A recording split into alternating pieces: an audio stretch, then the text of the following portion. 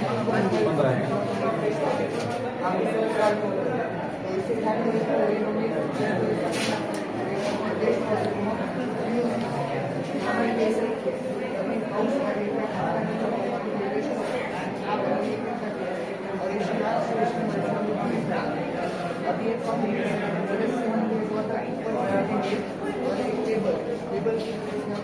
water की जो ये उससे दूर हो जाती है और ग्रेवल से मीडियम साइज से जो लिक्विड वो इससे दूर वो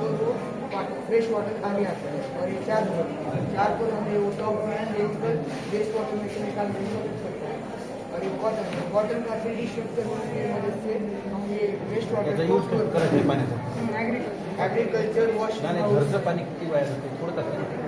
ते घरच्या बागेला वापरायचं का बाहेर सराउंडिंगसाठी इथून पुन्हा घरचं शहरातलं पाणी शेती करत